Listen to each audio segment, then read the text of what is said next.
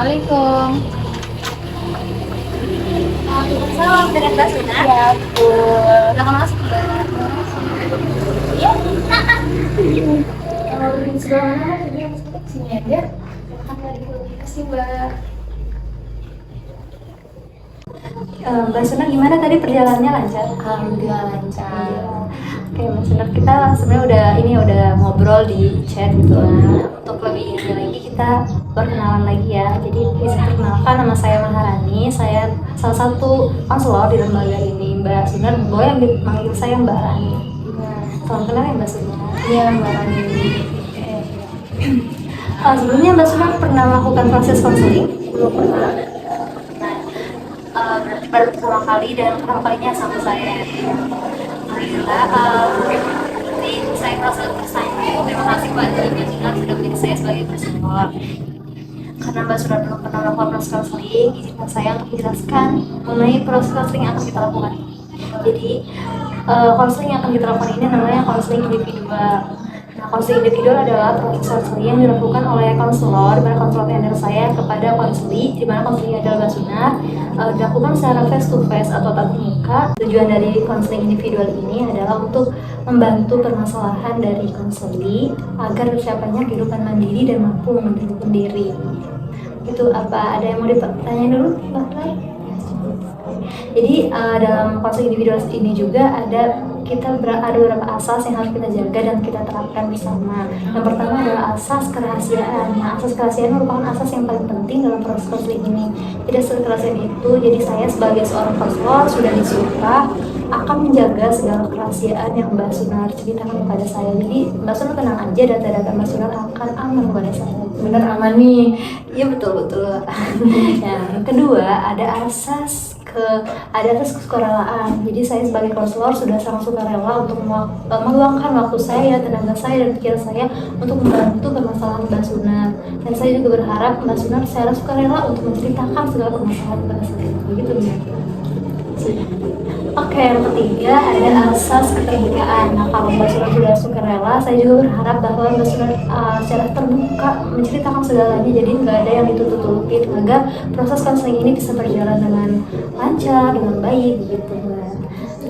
Nah, terus juga yang keempat ada asas kekinian. Jadi yang kita lakukan ini kita utamakan dulu apa yang menjadi ini ya, problem yang dipikirin Mbak Sunar gitu, yang lagi Mbak Sunar ini mengganggu keseharian Mbak Sunar gitu. Jadi Mbak Sunar ceritakan yang sekarang ini sangat mengganggu gitu Mbak gitu.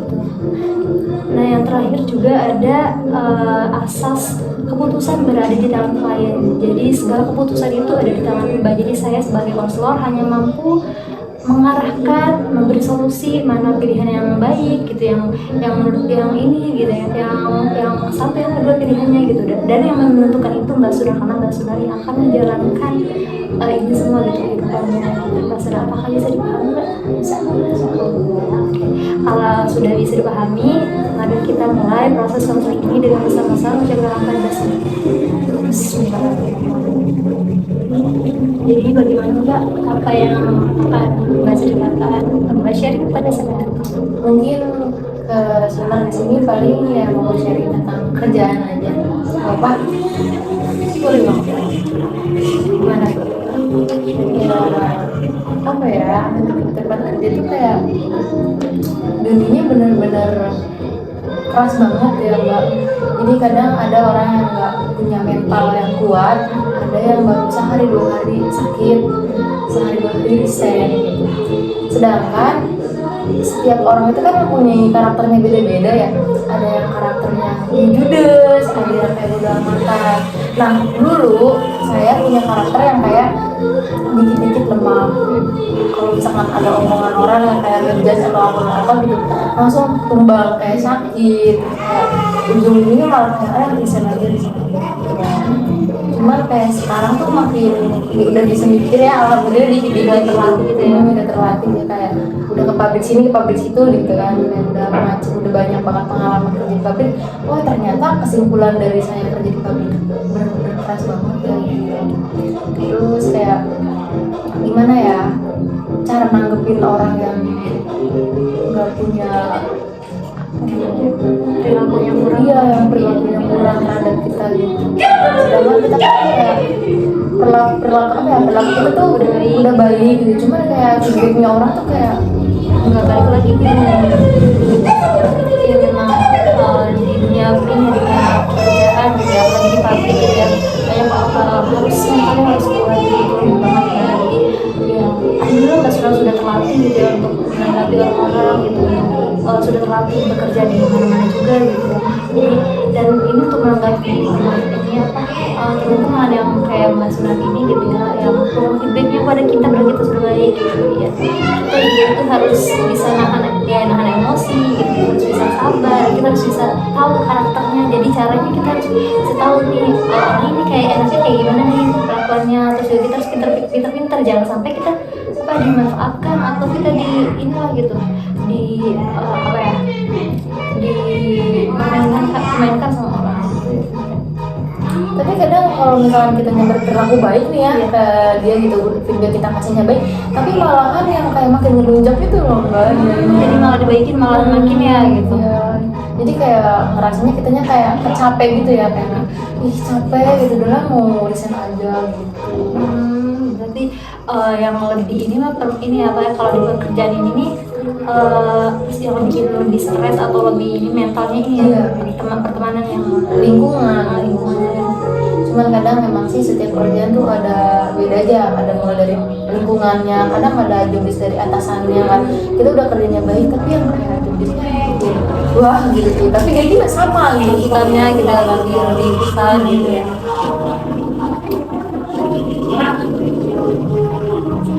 Jadi kalau sekarang yang Mbak rasain ini yang lebih rasain apa permasalahannya, maksudnya yang mengganggu ini lingkungan ya sih. Tapi ada nggak ya teman-teman yang baik gitu? Ada, sebagian ada yang baik juga gitu.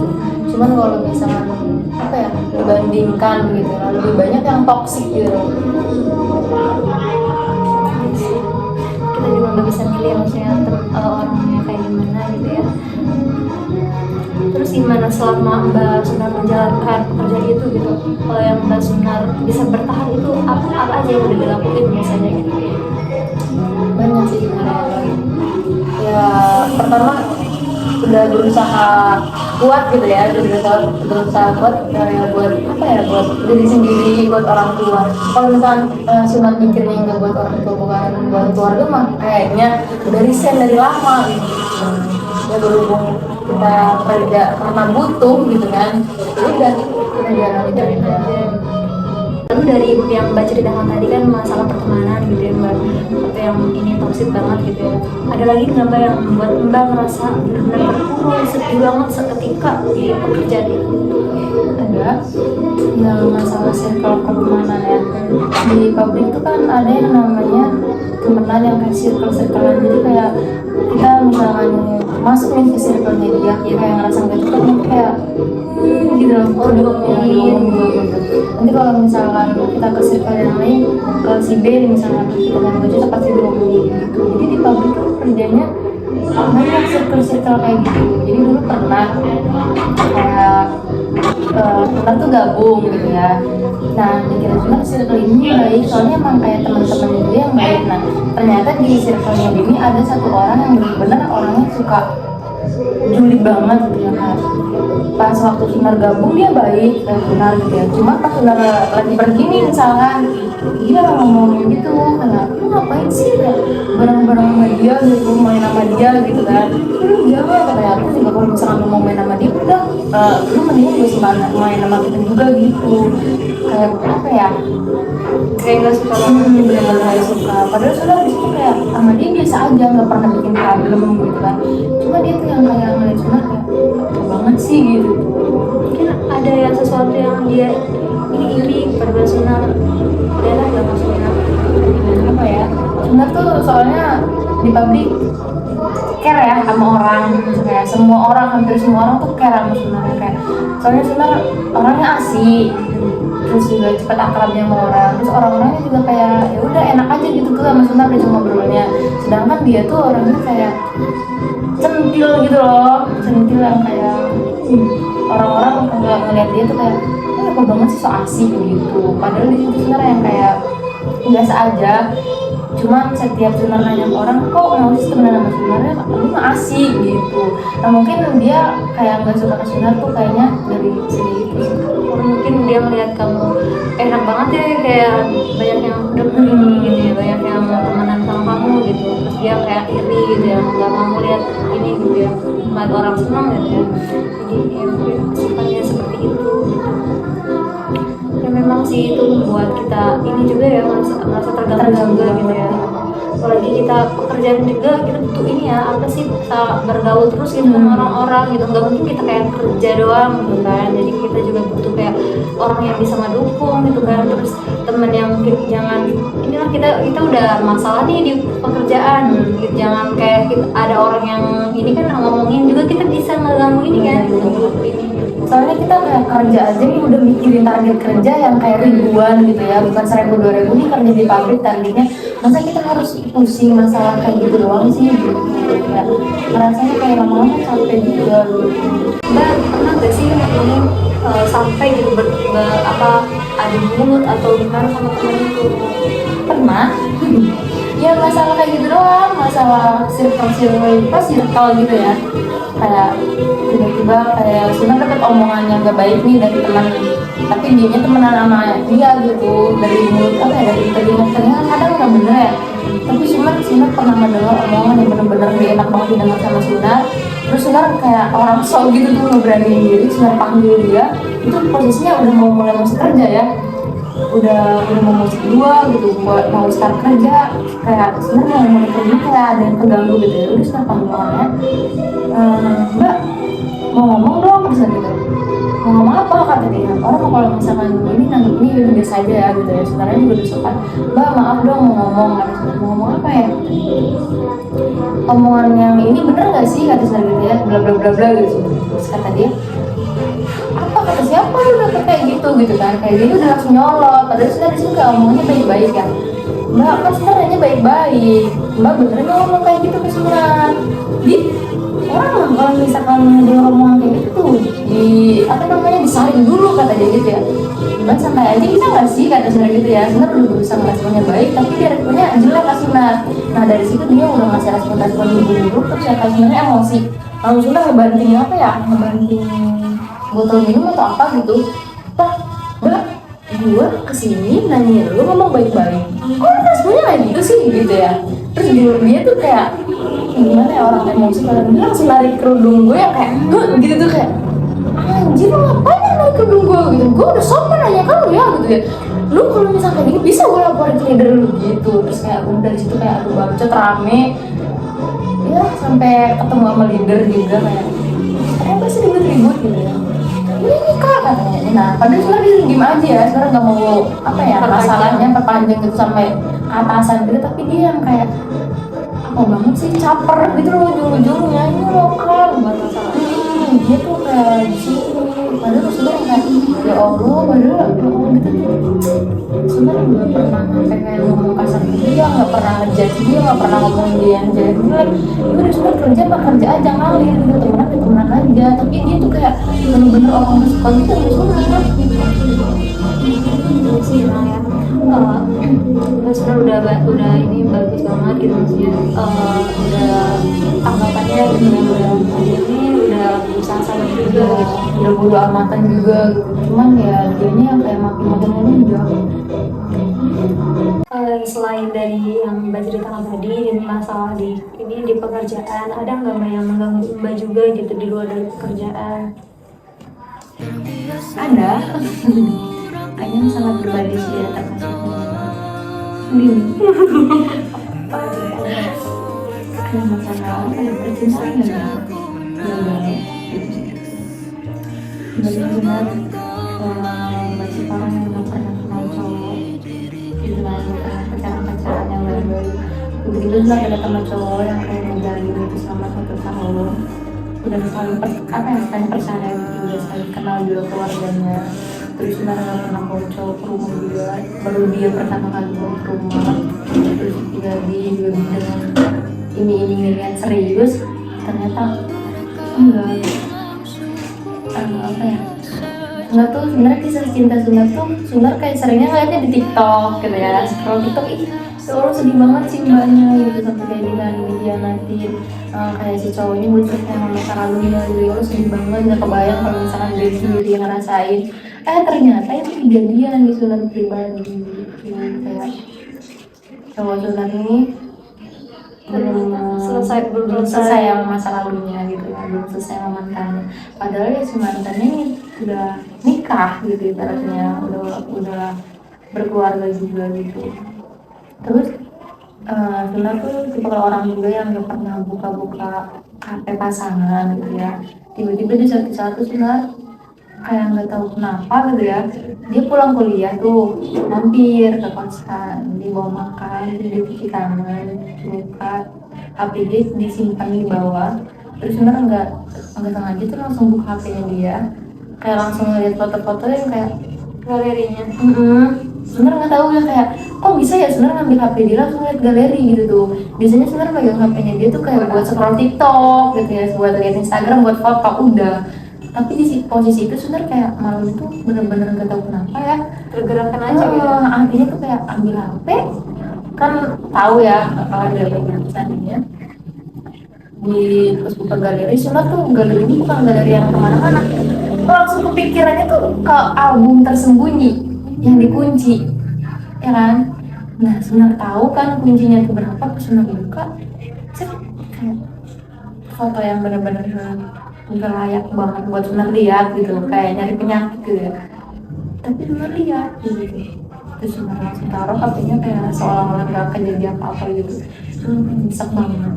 Kamu tuh harusnya gimana ya, di cowok tuh harusnya sadar, maksudnya kita tuh udah ngejalanin hubungannya udah lama gitu, kayak udah mau ke jenjang serius gitu ibaratnya, tapi dia masih nyimpen foto-foto mantannya gitu. Ya fungsinya Sunar apa gitu kan, buat pelarian doang, buat pelampiasan doang, tapi udah sejauh ini loh gitu. Kayak asumsinya kalau misalnya ada cowok yang ngedeketin kan sama aja kayaknya, Cara ngerasain kayaknya cowok sama aja. Terus kayak pikirannya aslinya tuh kayak selalu yang ada dua tak cowok sama aja, cuman cara beda nyakitinnya aja gitu. Sampai sekarang emang kayak dibilang belum move on sih belum, malahan ya kayak keganggu aktivitas pekerjaan gitu. masih berganggu dengan sekarang. Banget. Udah lama, ini udah berapa, jalan berapa bulan ini gak move on. Kayak misalkan ada cowok yang deketin sebenarnya kayak ngajakin serius nggak dulu gitu, takut. Terus kayak ngeliat itu kayak gimana gitu. Terus juga kalau misalkan sekarang mah jarang megang HP ya Sunar, soalnya kalau misalkan Sunar megang HP tuh kayak gemeter gitu, kayak inget gitu loh. Pas ngeliat Foto kayak ya Allah apa sih.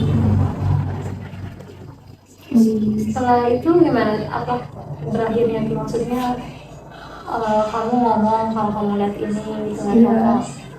Kalinya pas waktu kita terakhir ketemu kita yang ngobrol santai aja gitu ya.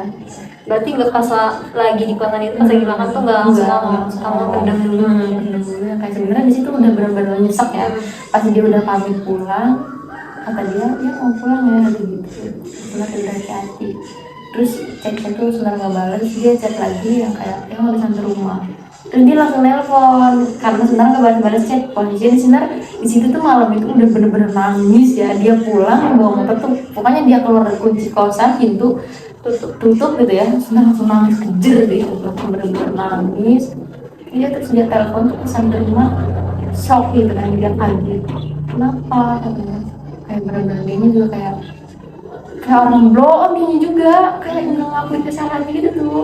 Terus ya akhirnya dia sebelum Sunar jujur, terus dia kayaknya ngebuka HP kan kayak ada yang habis dilihat-lihat gitu ya, HP dia gitu. Terus dia kayak, kamu bisa ngeliat apa di HP ya gitu ya.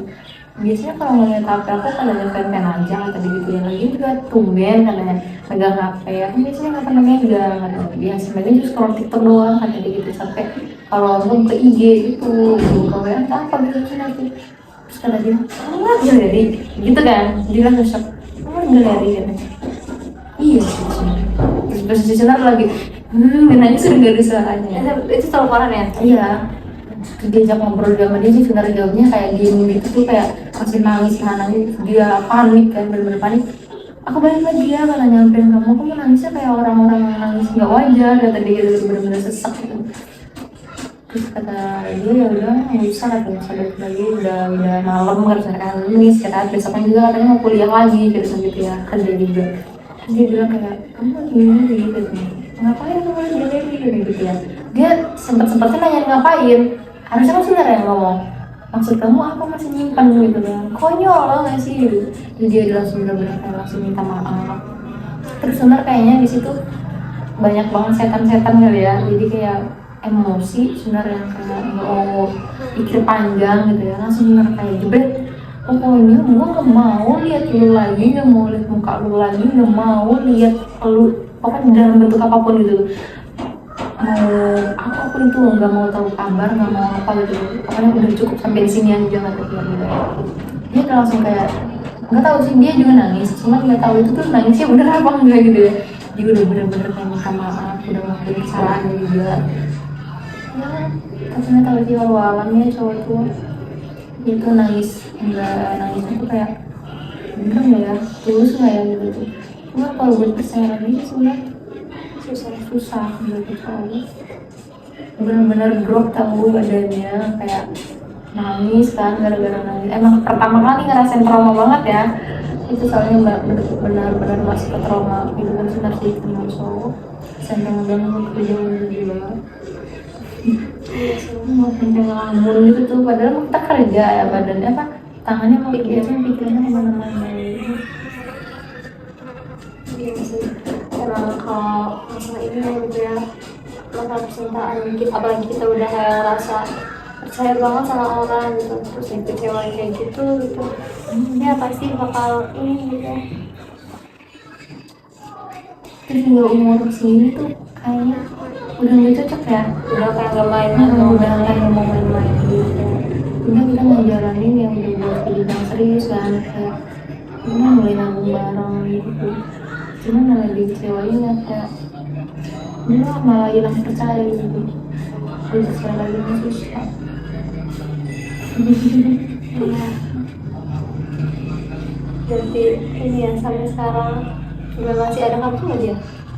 Sebenarnya dulu tuh sempat dia bilang kayak mau ngundurin diri ya, kayak ya udah kalau misalkan itu mau kamu, kata dia gitu ya, kalau itu misalkan mau kamu ngejauh ya udah ngejauh, kata dia itu.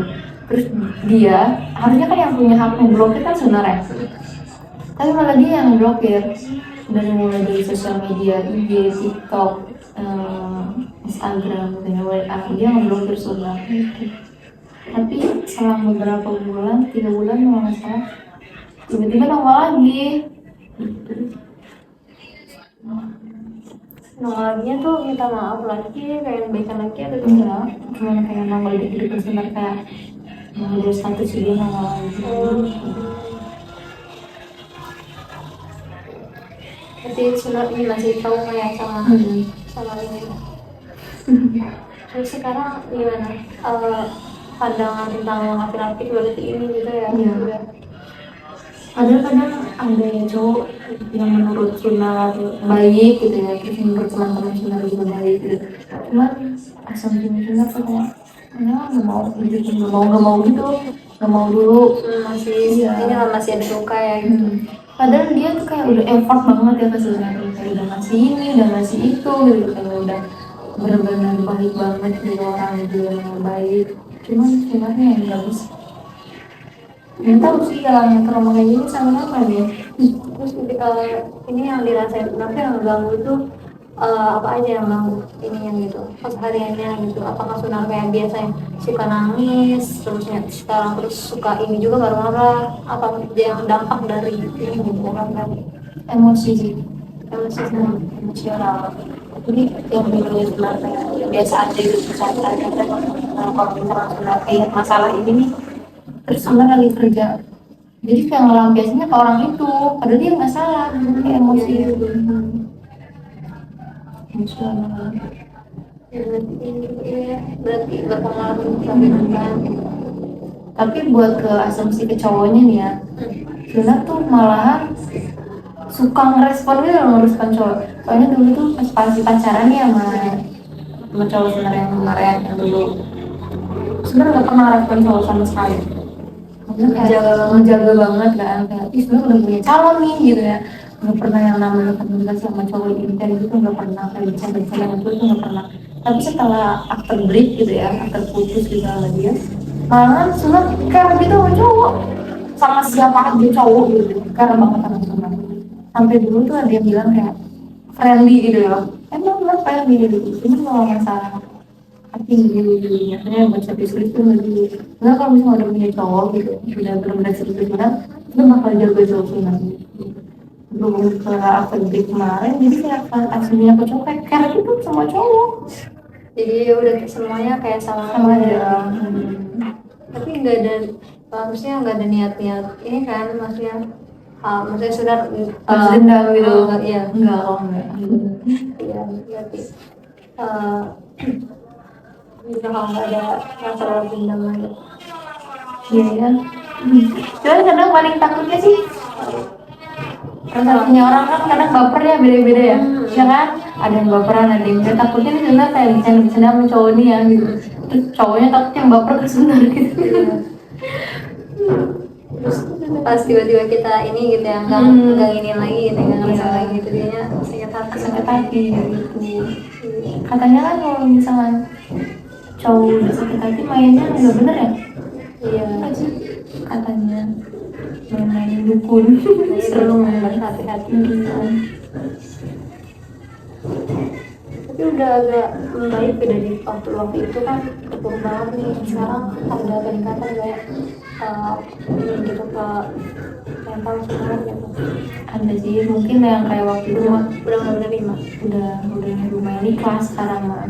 Cuman kadang kalau misalnya udah berusaha ikhlasnya, kadang ada aja sih temen deket sih yang kayak mancing-mancing gitu tuh.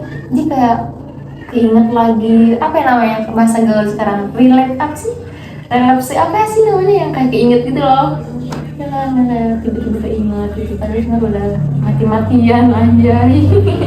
Lupa Iya, ibaratnya kan udah usaha nggak mau lanjut lagi, cuman kayak ada teman satu dua orang yang kayak mau bikin gitu kayak kasih keingetan. Tapi emang rasanya sih fase-fase sakit hatinya tuh sebulan dua bulan kemarin sih yang benar-benar terganggu. sebenarnya dari pas waktu pacaran itu sebenarnya udah kan baru tahunya berarti udah lama ya, maksudnya tahu-tahunya tuh udah 1 tahun aja kalau gitu. Berarti sebelumnya sudah kayak nggak kepo foto galeri gitu nggak? Sebenarnya pas jalan pacaran berapa bulan gitu ya, beberapa bulan megang HP-nya dia tuh ngeliat pubnya doang, pub di ceweknya. Terus kayak ya udah langsung dihapus sama dia, langsung dihapusin sama dia, kayak dihapusin barang-barang senangnya dia. Kayak ya udah dikira sunat tuh udah gitu nggak ada lagi. Ternyata pas udah jalan mau sampai tahun ketemu lagi yang foto yang nggak layak gitu. Itu yang gitu. Ini yang ceweknya juga masih ngerespon atau kalau kalau tahu sebenarnya? Sebenarnya kayak juga ngerespon tapi gimana ya, nanti ya sih jadi si ceweknya ini kerjanya di bagian yayasan gitu, yayasan kerja penyaluran kerja. Nah cowok sebenarnya masuknya lewat dia gitu, jadi kayak kalau konyolnya tuh ibaratnya menurut Sunda hal konyol ya, kayak nanyain BPJS ketenaga kerjaan, cowok sebenarnya udah habis kontrak. Nah si ceweknya ini modusnya tuh nggak tahu modus nggak tahu nggak sih ya, nggak tahu tugas dari yayasannya kayak gitu. Terus dia tuh lagi langsung ngechat yang kayak, Mas, maaf, katanya BPJS ketenaga kerjaannya udah bisa dicairin belum gitu. Kan hal konyol yang menurut Sunar itu hal konyol kan, mau dicairin atau enggaknya kan itu hak kita ya kan? Tapi cowok Sunar bilang yang kayak ya katanya Mbak ini ngechat tahu katanya nanyain BPJS ini. Terus kata Sunar, oh konyol banget ya gitu tuh, kan bisa sendiri cairin apa enggaknya kan ya itu mah tergantung kamu gitu. Kayak sebenarnya masih ada sih yang sama-sama yang konyol kayak gitu. Biasanya kalau misalnya saudara ya cowoknya tuh suka cerita nggak tentang si cewek itu? Sebenarnya enggak, makanya kayak dia tuh tipe kalau orang kayak dia kayak udah masalah ya udah gitu, masalah aja gitu. Cuman kadang sebenarnya tuh yang mancing-mancing dia gitu, ngerti nggak sih? Cewek tuh kan yang namanya cewek ya, cemburuan, dia cemburuan, posesif, kita nyari-nyari penyakit gitu. Tipenya bilang ke kita itu, oh mbak ini ya kayak gitu. Cuma ya kayak dia bilang apa sih gitu, beneran gitu masalah begini gitu. Tapi dia ada penjelasan nggak setelah tahu? Oh, ada kayak penjelasan lagi jelasin sama dia kayak dia bilangnya lupa lah penjelasan ataupun apa gitu, tapi asumsinya tuh kayak bohong nih. Iya, padahal udah lama juga gitu maksudnya. Soalnya kayak nggak mungkin gak sih, apalagi di privat Gitu ya. apalagi di privat gitu pasti ada gitu sama dia di kenangan indah ini. Tapi katanya mah menjalin hubungannya sama sih kayak saudara sama dia, hampir setahun juga gitu.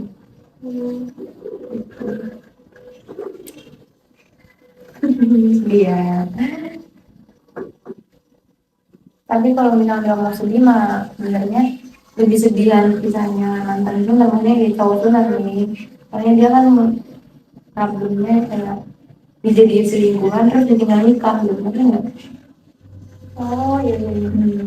Padahal si ceweknya udah punya pacar sejak SMP sama cowoknya, tapi dia ngedeketin cowok tsunami dijadiin selingkuhan.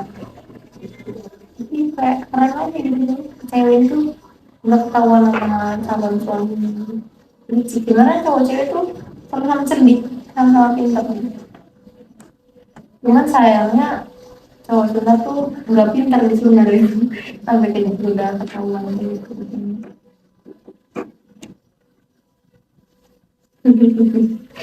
Dia tahu nggak mau kenal sama cowok ini. Lalu ya dari cerita Mbak Sunar tadi ya, saya merasakan gitu ya gimana Mbak Sunar waktu itu terpuruk sekali gitu loh. Namanya juga putus cinta gitu sama orang yang kita cintai gitu ya kan, pasti itu ya sakit banget. Jadi apa kalau yang pernah sekarang gitu Mbak Sunar belum bisa menerima cowok gitu, dia belum bisa buka hatinya, terus masih mindsetnya masih ini gitu ya, asumsinya sama cowok tuh masih kurang baik gitu. Jadi ya sekarang kita coba gitu, jadi Mbak Sunar mulai mencoba ya sekarang gitu untuk ini lagi gitu, membuka pikirannya, hatinya gitu, bahwa nggak semua cowok seperti itu gitu. Cuman kita harus pintar-pintar lagi memilih cowok gitu yang baik gitu ya. Insya Allah kok bakal ada gitu cowok yang baik yang akan ini gitu ya, akan membahas sebenarnya gitu kan ke depannya gitu.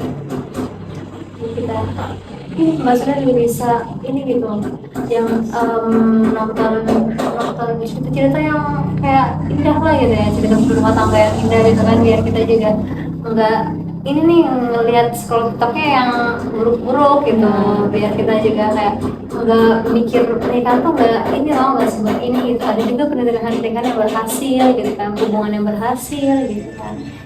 Jadi kita banyakin tontonan yang kayak merubah mindset Mbak Sunar biar enggak terpuruk terus gitu, biar enggak mikir ke cowoknya ini gitu, penyakit banget.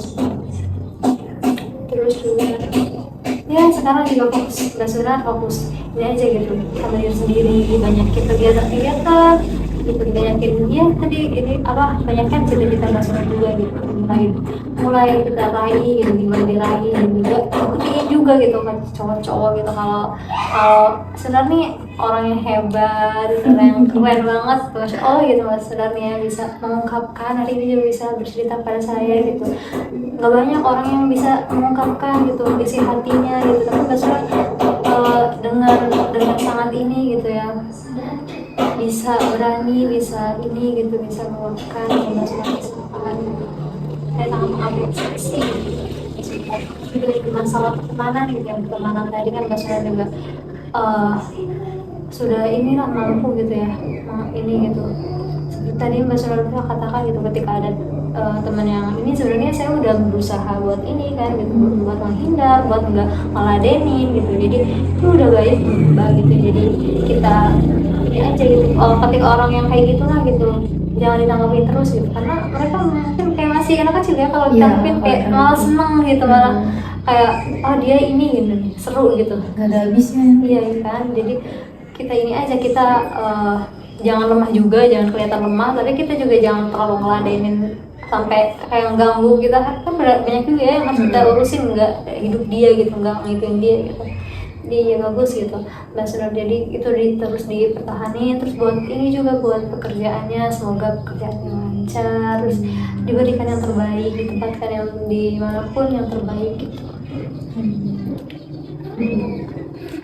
Jadi semoga saya ingin mengetahui gitu setelah mungkin 1 minggu ke depan kita bisa bertemu kembali gitu ya Mbak, untuk ini kan untuk mengetahui progres Mbak Sunar gitu yang sekarang kita lakuin gitu mungkin ya, maksudnya yang tadi saya sampaikan gitu dari Mbak Sunar mulai ini gitu memperbaiki diri, terus melihat ini mindsetnya gitu mulai dirubah lagi, terus juga ini gitu membuka hatinya gitu, jangan tertutup gitu dengan ini.